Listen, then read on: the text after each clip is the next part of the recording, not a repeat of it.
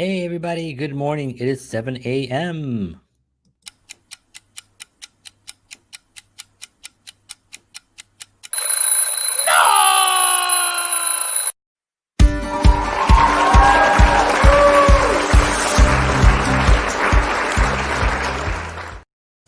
All right, well, good morning everyone. John Henry Soto here. Welcome to 7 a.m.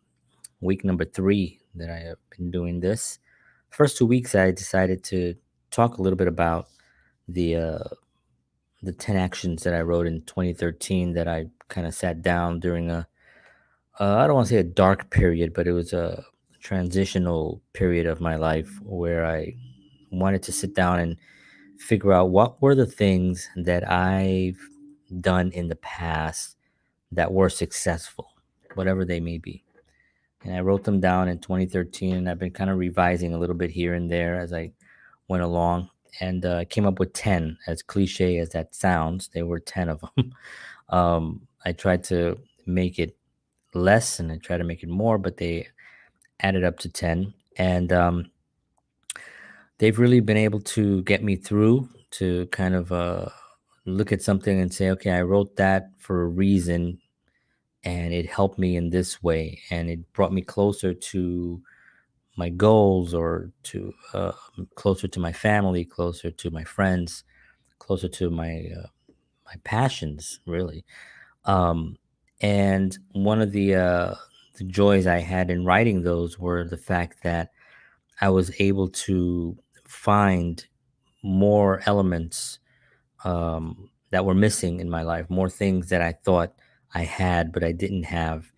Um, by sitting down and actually taking the time to look at my current situation and my current um, goals, environment, people that are around me, and because of that, I was able to uh, really tune into what I actually did want and uh, searching for that happiness. And so today I'm going to read a little bit, just a small, like a page and a half. It's not even a page and a half. It's not like a full page. It's just like a little sections of the book. It's called The Way to Happiness. It's by L. Ron Hubbard. This book was written in 1981, actually. It says here, copyright in 81. So most of the books that I've read, that we read by L. Ron Hubbard were in the 50s, 60s. But this one was a little later. And it has 21 precepts on living a happy life. And, what to do, how to live. I mean, that's the name of the book, right? I mean, the way to happiness, right? And of course, the way to happiness um, can have different roads, but every road kind of has the same elements when you start really approaching those roads. How you get there may be different, but they will have the same elements and the same, um, um, some of the same things will apply, right? Because happiness is really a lot of things are really what's inside of you that you've been searching for, something that you've been really wanting. Sometimes you don't even know exactly what it is that you want, right? You don't know what that thing is, right? Good morning. Good morning. Thank you very much for tuning in. Appreciate it.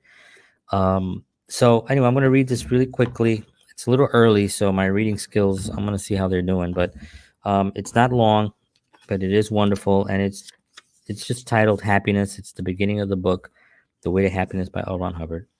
And it says, Happiness. True joy and happiness are valuable. If one does not survive, no joy and no happiness are obtainable. Trying to survive in a chaotic, dishonest, and generally immoral society is difficult. Any individual or group seeks to obtain from life what pleasure and freedom from pain that they can. Your own survival can be threatened by the bad actions of others around you. Your own happiness can be turned to tragedy and sorrow by the dishonesty and misconduct of others. I am sure you could think of instances of this actually happening. Such wrongs reduce one's survival and impair one's happiness. You are important to other people. You are listened to. You can influence others. The happiness or unhappiness of others you could name is important to you. Without too much trouble using this book, you can turn them, you can help them survive and lead happier lives.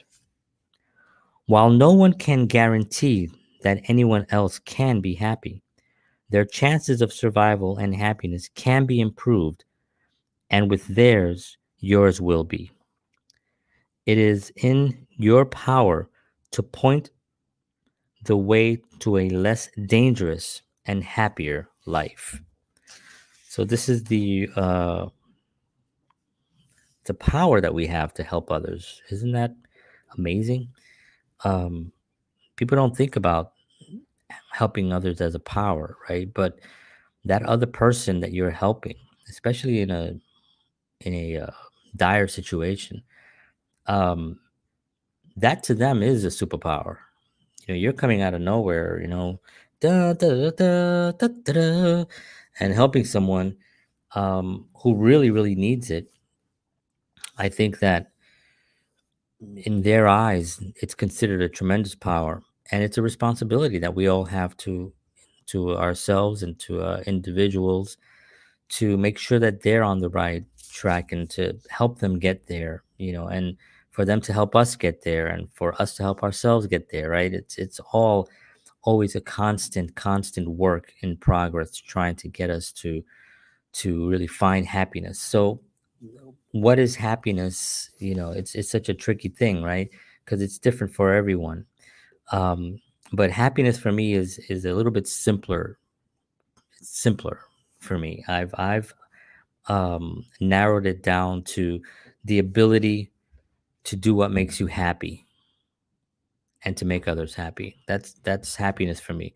So the ability to do so, there are people out there who are on a search, on a goal. They're trying to accomplish something, but they're unable to really fulfill those goals because of circumstances in their environment, whether it's maybe they married into a family that doesn't support those goals, or maybe they had children early on. And, when you have kids, it kind of like really puts, and kids are wonderful. I love my kids to death. I mean, they're fantastic and it's a blessing. But the challenges of having kids and trying to maintain those goals is very, very challenging. Can it be done? Absolutely. We're doing it right now. We have a lot more to go. We have a lot more to do, and it's happening. But is it challenging? Man, it is insane. You have to kind of like laugh, and I don't know if you guys saw the show last night that I do with my wife called Your Wholesome Journey. It's her art. She's an artist, and we have this thing we do Sunday nights at 8 p.m. And it's live, so we go live, and we're trying to and we have a 4-year-old son, and he is not really too interested in that we're going live. He wants to play. Now this is at 8 o'clock where he should be getting ready for bed. Usually he's in bed about by 9:30, which is kind of late, but we're not the normal typical family here, and the way the world has been going, we've been home, so we don't have the same schedule that we did before the virus and before all the challenges that hit us. So he doesn't really understand fully. He does understand because he knows that I do a lot of live streaming, but he was screaming, he was upset, he was very we're trying to console him, tell him as soon as we're done here, we're gonna handle the situation. And but he wasn't feeling it, so we had to start the show because the show must go on. We started the show. He was crying in the background. I stepped away to go help him and let my wife kind of like take over the show, and she had some notes down that she wrote. And so she did great. And um so these are some of the challenges. Is it you know is it frustrating? It can be, but you know what? We made it part of the show because this is the journey that we're on, and this is part of what brings us joy is to try to help others with our art and try to communicate to the world, especially during this time that we're living in right now, where communication has been sort of suppressed because of distance and because of other things. Um, we have to start communicating even more and pushing more and hitting more and continuing to plan our future. And so happiness for me is not, those things are, you may think, oh, that sounds tough. It's plus some of the other things that we've gone through in life, the real challenges that you look at and you're like, yikes, that can be very, very stressful. But they're all part of the journey, you know, and to have the ability to reach those things, the ability to be happy, the ability to work towards a goal, the ability to have someone with you that's now understands what your goals are and is helping you and you're helping them. The ability to have the technology and to have the money to be able to afford the technology, the green screen, the lights and the cameras and the computer and the books that we can learn from, to have the ability to have our religion that we can study, our friends, our family, health. It's really having those abilities to do those things that really, for me, make me happy. Like I know sometimes I get excited because I'm in the kitchen and I'm gonna have a cup of coffee. It's early morning, and I know I'm getting ready to come out here and to talk for a little bit and to hopefully to impart some uh, um, some useful information to others and to provide some value into their lives, because people provide value into my life, and doing this provides a tremendous amount of value to my life, and I'm blessed, and having this opportunity to do this is happiness for me. So sometimes you have to look at happiness as like the smallest thing, like just being able to do this to me is happiness, because I know this leads to other things. My goals are there. I haven't reached all my goals, but that's not where I know what the goals are. I'm reverse engineering and starting to, pick apart the pieces that have to be put in place in order to get those, to reach those goals. And that's where the challenge really lies for me in just living, because there's also the fact that we are very impatient these days, right? We get on our phones, right? And we go to a page and it's not loading in 10 seconds. And we're like, listen, it's coming from space. This goes to space and has to come down here again. Can you give that a break? I mean, it's in space, you know? But the frustration of the, we have microwave. We don't have microwaves. We got rid of the microwave like probably over 10 years ago. But the microwave to me is just, you need something warmed up in 10 seconds. You can't go into the kitchen for 30 minutes and make yourself a nice healthy meal without having radiation just screw up the food. And it's good, it's fine for warming up certain things here and there. I get it. But that, people who rely on that, it's like you don't have the time to like just so it's those kinds of things that are interesting to me. Let me get a sip of coffee here. All right. So happiness, the way to happiness, which is this book that I've written, I've read, this book that I've read um many times. Now, recently, I haven't read in years, actually. But recently, I've been reading it um, religiously, and it's been such a joy, because a lot of the things that when I read many years ago didn't really apply to me. It was just they were good, they were great, and I kind of moved on to the next one. Now do apply to me. So it's almost like I've been shifting through the book and certain things and I'm going to go through the book in the next couple of weeks. So I'll pick out certain sections and we'll discuss it, and if anybody has any questions or anything, you can let me know, even if it's later If it's not 7 a.m., if you're watching this later on, or if you're listening to it on the podcast, you can always email me at John Henry Soto at protonmail.com. That's PROTONMAIL.com. Proton Mail. John Henry Soto at Proton Mail. You can email me there with any questions, any concerns, or any suggestions, or any disagreements on what I talk about. Um, and I'll be more than happy to help to answer it on the next show for sure. Um, let me see. One of the other things that I wanted to talk about was the how happiness is always been considered something that you have to reach for that's out there, right? And happiness for me is inside. Happiness for me is trying to find that um, place inside that stores that. It's an inside job, right? They say happiness is an inside job. No one person can make you happy, right? You have to first work on yourself, make yourself happy. You hear this a lot from you know younger people, um even though not necessarily younger people. I think that's a wrong thing to say. I think everyone, something is going to bring you happiness. As soon as I get people are waiting for happiness, right? It's always this thing about, as soon as I get this relationship on track, or we'll be fine. As soon as if we get married, we'll be fine. They were fighting before they got married. As soon as we get married, it's going to be fine. The fighting will stop. As soon as we have kids, and things will be fine, because then we'll be closer together.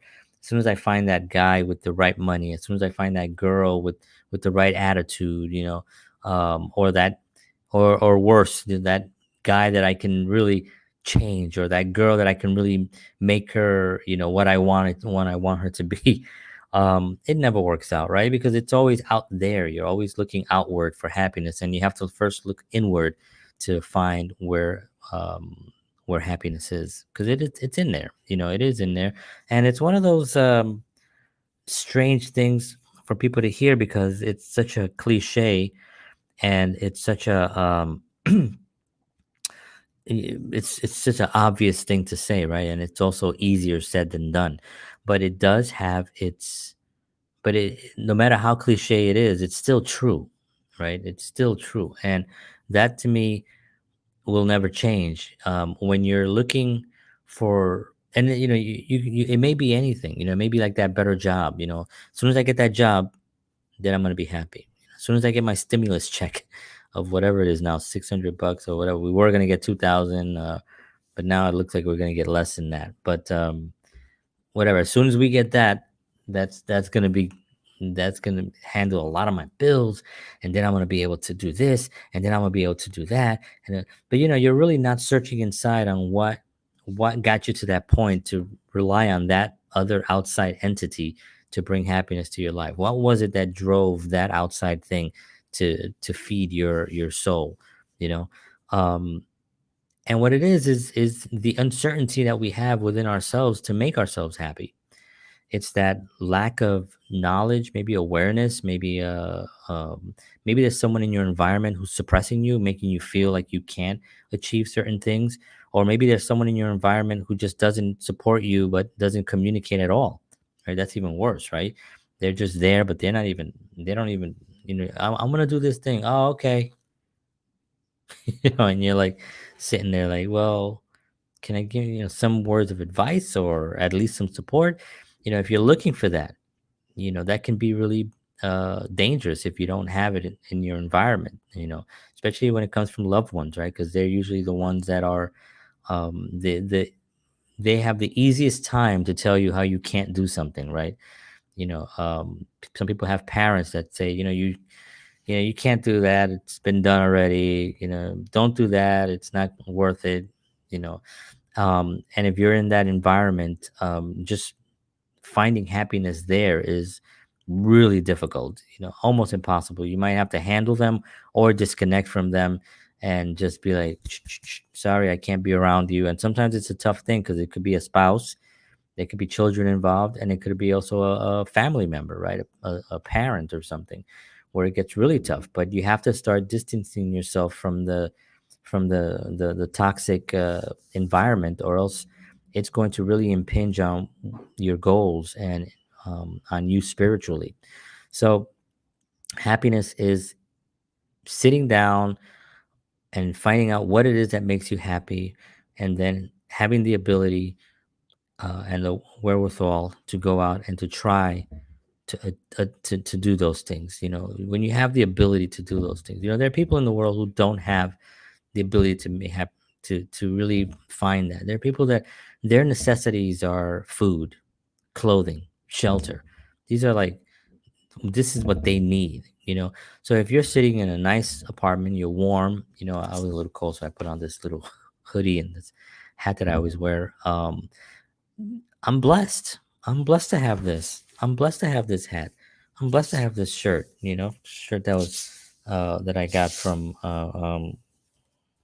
um, Kingston and Gray Star, from the band. And I'm blessed to have my glasses. I'm blessed to have my book, my coffee, my my camera, my lights, my family here, the warm house. All these things, people, some people don't have these things, so we can't take them for granted. You have to start with what you already have, and have uh, an appreciation for those things, and then really reach far, right? Think big, think as big as you possibly can. I mean, always think big, and then work your way back and say, okay, what do I need now to get to that? What discipline do I need to get there? What motivation do I need on a daily basis to get me to that goal? And then you reverse it and you start working on it. And that's when you get your pieces of paper, you get your books, you get your pen, and you start writing down: number one, I need to do this. Number two, I need to do this. And then you start, put it on your refrigerator, and you just look at it every day. Okay, I'm going to work on that today. And you, little by little, you start getting there. And the funny thing is that even starting and looking at it will bring you happiness, because now you're looking at something that's going to get you to where you want to be. And that right there is true joy, because you're on the path to something great, and you're on the path to helping your family and your friends and strangers, to help anyone, you know because you've managed to create a system that's there to help you. And when you can help yourself, you can help others. And that is really the meaning of life.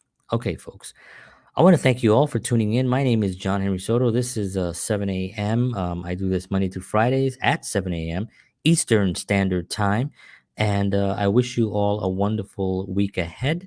I will see you all tomorrow morning. Tomorrow, we're going to be talking about, well, actually, I'm going to be talking about the first precept of the book, which is take care of yourself, which we touched on a little bit on my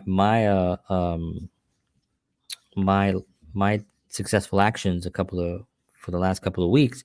But this is actually breaks it down into 5 different sections, which I think are really important that we don't look at.